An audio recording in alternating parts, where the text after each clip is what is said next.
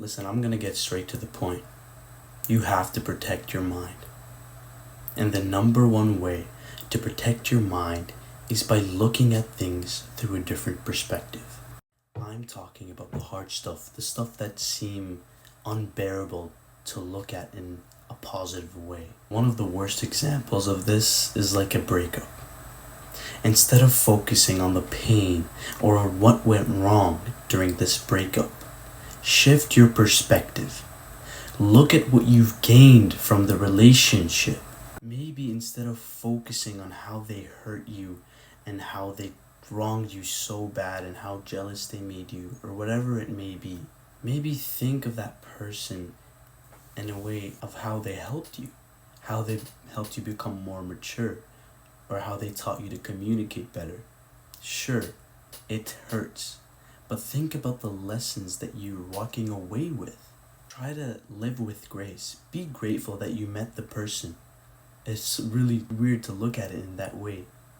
But if you look at it through grace, see how even through the pain, they've helped you grow in ways that you probably don't understand or might not have realized. When life gets tough, you have to protect your mind by finding the positive in the hardships that you face. And those things can actually serve you in a way that empowers you.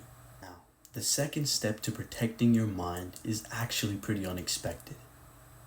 It's just by processing your emotions in the right way.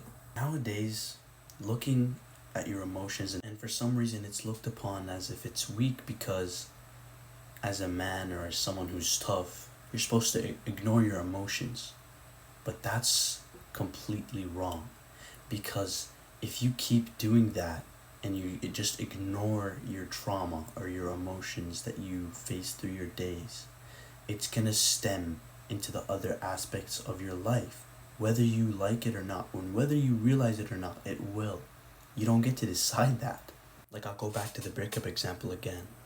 As humans, if we go through certain trauma from other people, it often stems into other areas of our life. Now, if you have an ex-girlfriend or boyfriend and you hear their name again, or think of an idea, it might invoke certain emotions that might stem into other aspects of your life that remind you of insecurities that you have, or might develop into insecurities or something like that. That's the consequences of not fully processing your emotions.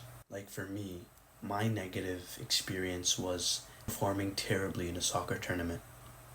After this tournament, I just ignored my emotions. I just said, okay, whatever. But deep down I was hurting, and I just said, okay, just forget it. I'll play better next game. And in my next games, I played like complete shit because I was afraid of making the same mistakes that I did from my tournament. And if I processed my emotions, and if I really took the chance to see what I did wrong and see what I could have done better, I would have not even had to think of those negative thoughts ever again in my life. Now, I know it's hard, but if you don't take the time to fully process your emotions and really analyze what you did wrong and what you could have done better, you're digging a grave for yourself. And man, you really have to understand that whether you like it or not, your emotions are going to hit you at some point because you're human. And if you just keep ignoring your emotions, you're going to end up exploding your emotions in different types of ways, maybe through anger, maybe through sadness, maybe through a lot of different ways that are negative. So don't feel ashamed to truly analyze your own emotions and understand how you're truly feeling. Let yourself feel these emotions. Write it down on a paper. Understand yourself. Don't just brush it off.